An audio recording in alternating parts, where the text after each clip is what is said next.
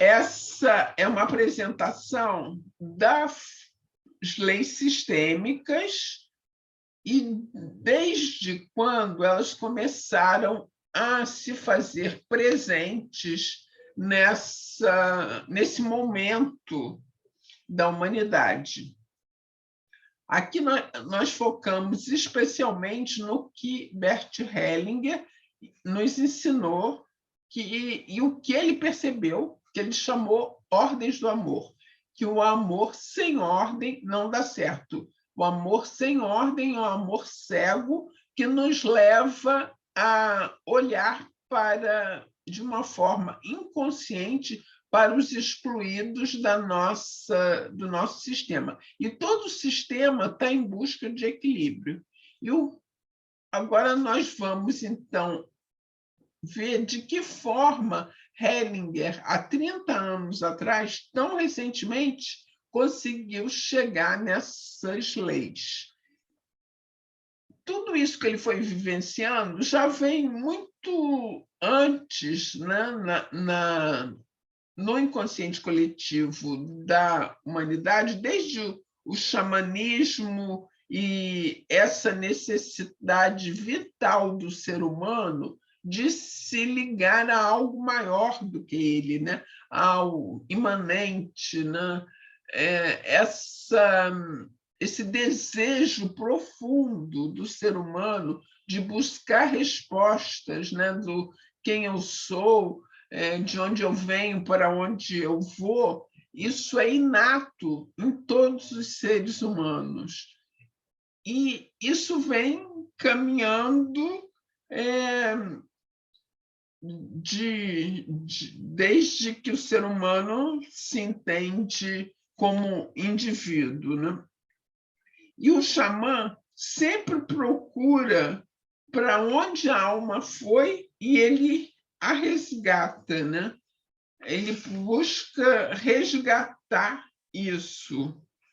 Então, meu convite é para vocês se abrirem totalmente aqui para a gente perceber o que essas leis podem trazer definitivamente para a gente como um resgate da nossa alma para integração no nosso ser.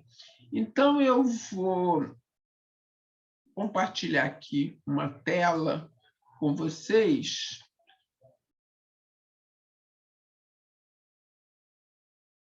E nessa tela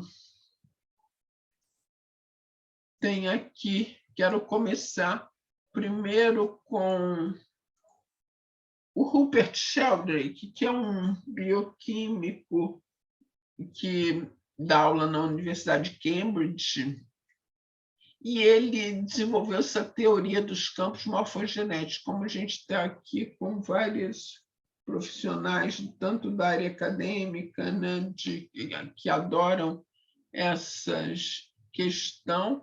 Ele é vivo, tem alguns livros publicados sobre porque um deles, esse daqui eu gosto muito, Renascimento da Natureza, outro é Porque os Cães Ladram, acho que é o nome, e ele percebeu essa ressonância mórfica, que o que caminha entre dois seres é uma informação e não energia. E que qualquer formação que é repetida muitas vezes, ela forma um campo mórfico. Assim, os pássaros que migram, esses pássaros que migram, eles já nascem sabendo migrar e para onde vão. Por quê? Milhares, milhões de gerações já fizeram aquele trajeto, então eles são impulsionados a fazer o mesmo trajeto, a mesma migração, é muito maior do que eles. É uma consciência coletiva que os impulsiona isso. os salmões que sobem as cachoeiras, vencendo obstáculos imensos, imensos. Individualmente, eles têm essa força? Não. É o campo que os impulsiona. Então, toda vez, por exemplo, uma missa católica, que há séculos é feita, existe um campo ali poderoso naquela repetição. E essas informações é como se elas fossem cada vez mais quase que se materializando, embora a gente não possa ver. Essa é ressonância. E, a partir daí, o Sheldrake também ele trabalha com esse emaranhamento quântico, que é uma palavra que Hellinger tomou da física quântica, que duas partículas, uma vez que elas estejam relacionadas, se elas forem separadas, se a consciência imprime nela uma rotação para a direita, essa daqui vai fazer exatamente a mesma rotação, embora estejam fisicamente separadas. Uma informação caminha ali entre elas. Sheldrake é a pessoa que melhor descreve hoje, até hoje, essa questão da ressonância mórfica. E é com isso, a partir de toda dessa base, digamos, científica, que Hellinger desenvolve o trabalho dele, mas não conhecendo previamente, isso que é bacana, não conhecendo previamente o trabalho do Sheldrake. Ele conheceu o trabalho do Sheldrake quando ele já estava com as ordens do amor percebidas, e aí ele foi olhando, ou melhor, já com a constelação percebida, não com as ordens, e eu vou falar mais para frente disso. Então, Hellinger, que é o nosso objeto aqui de estudo, são as percepções dele.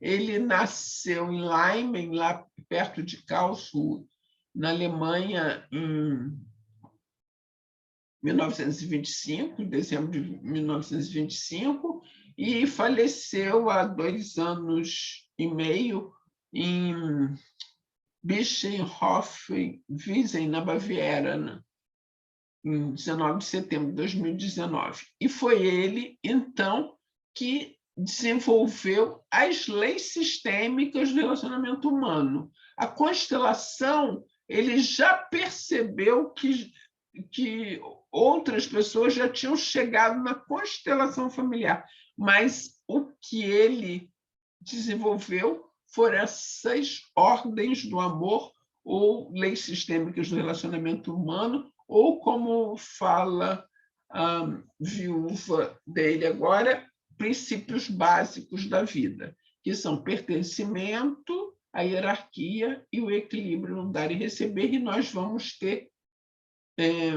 uma aula específica para cada uma dessas leis.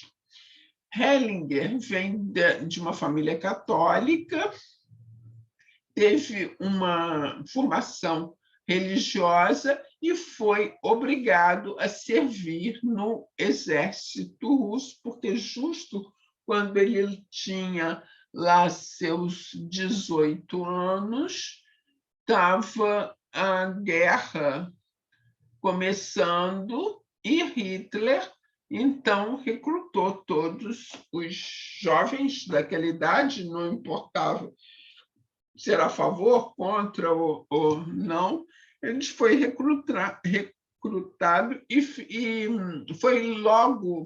lutou na França e viu 3/4 dos amigos e colegas dele morrerem, e ele foi preso dos americanos, ficou mais de 1 ano preso num campo de concentração de prisioneiros alemães, na Bélgica. Conseguiu fugir milagrosamente desse campo de concentração, embora todos os que tentassem fugir lá fossem fuzilados. Ele, com a ajuda dos guardas nazistas, que ele, de alguma forma, já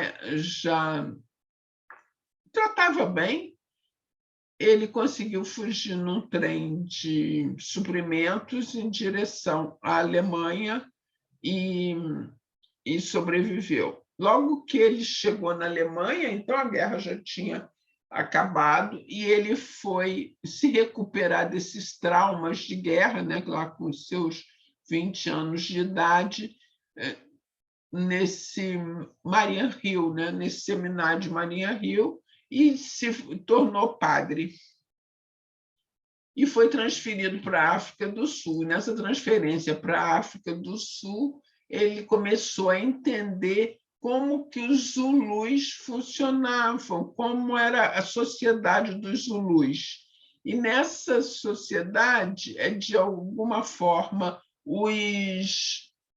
se tem um casal brigando, por exemplo, eles colocam esse casal no centro da tribo e falam: o problema de vocês também é nosso. Enquanto o casal não soluciona com a ajuda da tribo se vai ficar junto ou se vai se separar, totalmente amparado pela tribo, ele então não se resolve, sempre tem esse amparo da tribo. E ele começou a perceber essa integração de todo o sistema, né? Todo o sistema ali atuando na África do Sul. Inclusive, ele chegou a falar a língua dos Zulus. Depois voltou para a Europa e começou a estudar psicanálise lá, e deixou a batina e casou com a Herta Hellinger.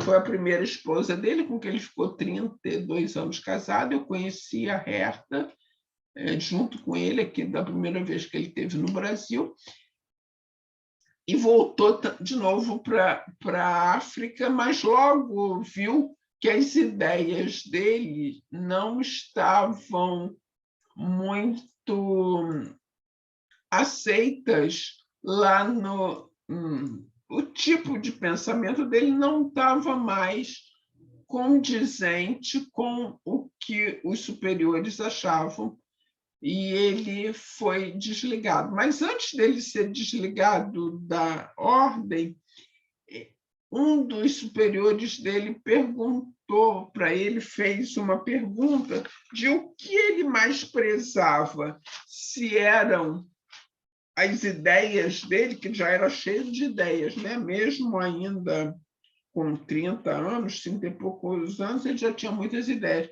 Aí perguntou para ele: mas o que é mais importante para você? Essa é uma frase clássica dele. São as ideias ou são as suas ideias, né, os seus ideais, ou são as pessoas? E aí ele optou pelas pessoas, de olhar para as pessoas mais do que para as próprias crenças, para as próprias ideias ou para os próprios ideais. Na hora que ele, então, se sente totalmente integrado nessa família, nesse sistema que tenta se equilibrar de toda forma. E esse sistema tenta se equilibrar, muitas vezes, de forma difícil, doída, perda financeira, perda de saúde, sempre morte de alguém, morte precoce, né? Morte de uma criança. Isso tudo são tentativas do sistema de se equilibrar, mostrando quem foi excluído. Quando a gente aqui, através do que Hellinger percebeu, olha para isso, nós podemos, então, equilibrar esse sistema sem tanta dor individual. Pelo contrário, com criação, com alegria individual, porque a gente traz do inconsciente esses excluídos e honramos eles. Vou compartilhar, então, de novo aqui a tela para a gente... Então, a partir daí, Hellinger foi para os Estados Unidos e teve com todos os pensadores ali da época, Milton Erickson, Pierre Hackos, Stanley Kellyman, Ianov, do Grito Primal. E aí, deixa eu caminhar aqui mais um pouco com esses slides. Deixa eu ver em que parte. E com a Girina Precópio, acho que eu tenho fotos aqui para mostrar para vocês, que eu também tive a oportunidade de conhecer. Trabalhou com a Girina Precópio e foi incentivado depois pelo Gunther Weber, que também eu conheço, já tive curso com Gunther Weber, a trabalhar com constelação empresarial. E aí, em 2003, 2001, ele se separou da Herta Hellinger, em 2003 se casou com a Sophie Hellinger, que é viva e trabalha bastante com constelação. E Hellinger é super contestado pelas academias, né, tradicionais, muitos processos na Alemanha ele sofre dos psiquiatras que não acreditam no que acontece nas constelações, mas a experiência, toda vez que tem alguém contestando as constelações, é só falar, experimenta, porque as transformações das constelações são cada vez maiores e mais intensas e mais incríveis. Então, a academia sempre esteve contra, né, o trabalho dele, a academia formal, e ele continuou adiante, felizmente, e por isso a gente tem, como todos os grandes pensadores que rompem com aquele pensamento, com aquele status quo da época, sofrem ataques. Isso é comum e normal. Então, cabe a nós manter essa consciência pesada, que você vai entender perfeitamente o que é essa consciência pesada, ou má consciência, como às vezes é traduzido aqui, para que se consiga, então, realmente estar a serviço da humanidade. Então, a diferença entre Hellinger ter percebido as ordens do amor e Freud tem uma distância de 100 anos. Em 100 anos, no final do século XIX, Freud, então, separou, né, a mente do corpo físico e começou a estudar consciência versus identidade, trabalhou o complexo de Édipo. Então, Freud foi assim, um marco enorme na consciência humana, né? Porque Freud fala, não, mente e corpo humano são objetos de estudo de forma diferente. E logo depois dele já veio o grande, imenso pensador, que é Jung, que já considera a sensação, pensamento, sentimento, intuição, dá nome a tudo isso. Jung é aquele que percebe o inconsciente, né? Depois que Freud já tinha lá determinado ou separado, né? O inconsciente do consciente, do supraconsciente. Então, o Jung já começa a estudar esses sinais, né? Quais são os sinais do inconsciente, através dos mitos, através dos sonhos, através dessas bases que ele chama de bases psicológicas: sensação, pensamento, sentimento e intuição.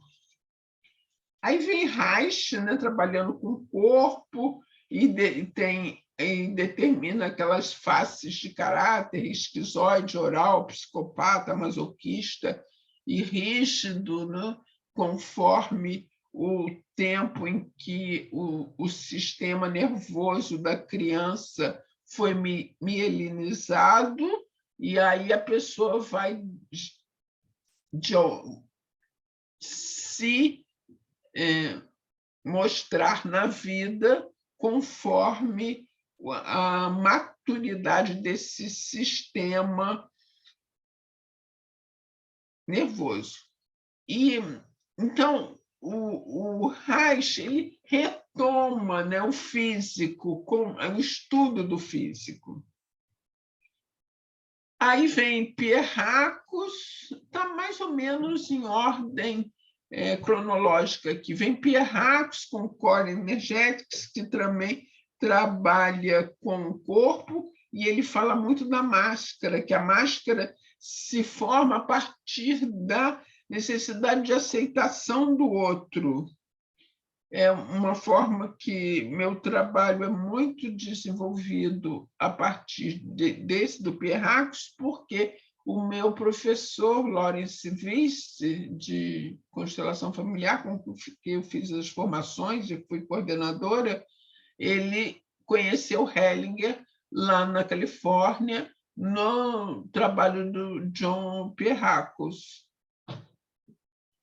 E isso, década de 80, mais ou menos. Tem a Eva Pierracos, que ela é bem conhecida aqui no Brasil, né, com o trabalho de as cartas dela, do patchwork. Alexander Lowen, também, bioenergética, e que foi um aluno de Reich, trabalhou com bioenergética, integração mente-corpo. Depois, Moreno, com psicodrama, que já colocava pessoas para representar a questão das pessoas, faz uma dramatização, né? O Moreno já colocava no grupo fazendo dramatização. Depois o Kurt Lewin, que já percebeu a interdependência entre o indivíduo e o grupo. Milton Erickson, que é muitíssimo conhecido nosso, né, da hipnose ericksoniana, a hipnose como técnica terapêutica.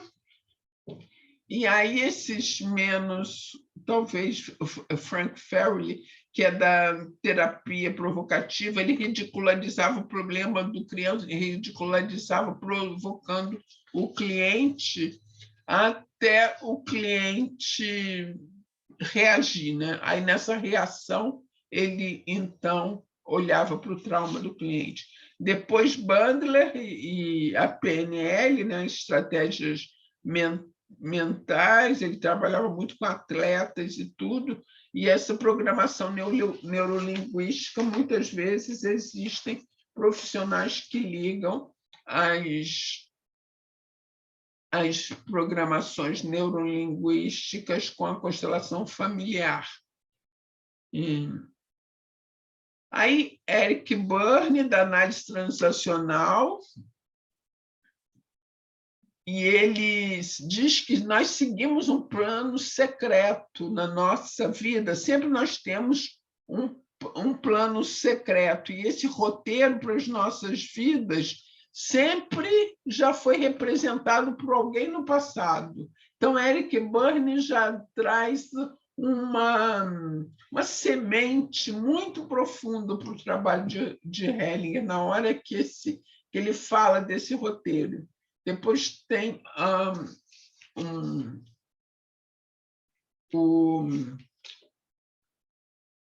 alguns discípulos de Hellinger que trabalham, inclusive, com conto de fadas, como que os contos de fadas contam a história de cada um de nós, né? Cada conto de fada é um problema das nossas famílias, da nossa sociedade.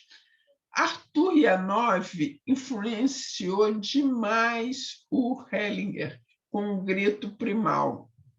Ele foi terapeuta também do John Lennon, e ele também fazia que a pessoa exprimia a pessoa até a pessoa gritar e aí fazer poder extravasar.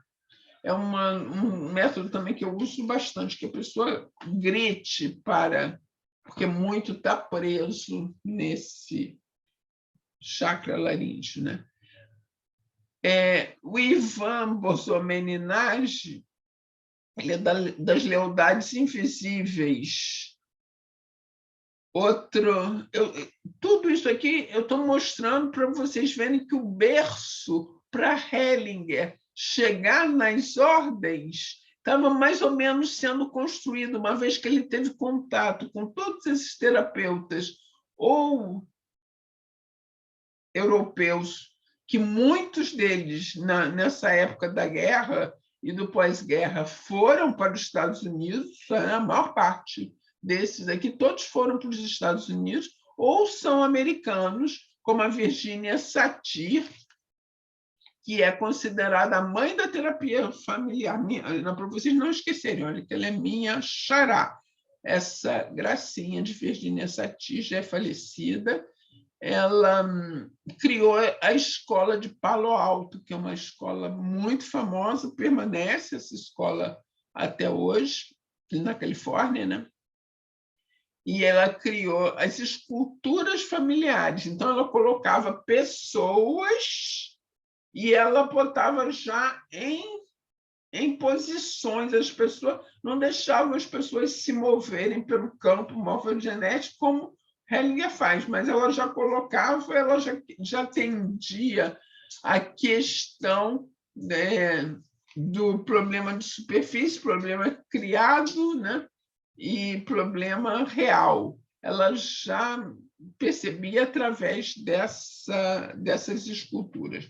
Depois, esse Gregory Bateson,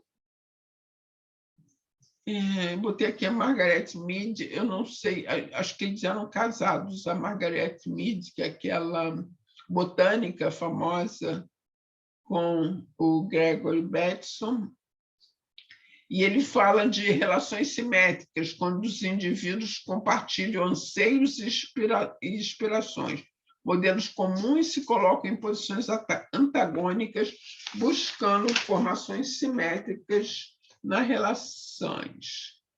Depois, Kellyman, que também foi uma pessoa com quem Hellinger fez terapia durante muito tempo, e Kellyman é americano, mas seguia a fenomenologia de Heidegger, e do Esalen Institute, também ali na Califórnia, né, relativamente perto de Palo Alto, e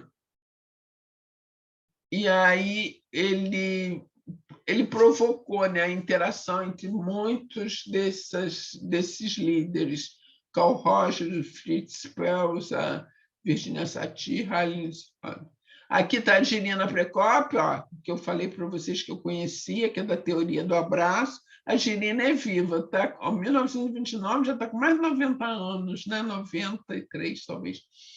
E tcheca, e ela abraçava a pessoa, pegava o cliente, sempre pedia para que o cliente levasse uma pessoa muito querida dele. Aí fazia essa pessoa querida abraçar o cliente, ela ia provocando, até chegar numa dor profunda do cliente e fazia. E aí várias pessoas abraçavam, mas muito, muito, muito apertado. Talvez vocês já tenham visto terapia. Estava a pessoa muito, muito apertada e tentando sair, tentando sair. Aí até que tem um momento que a pessoa não tem força mais suficiente para reagir e a pessoa relaxa.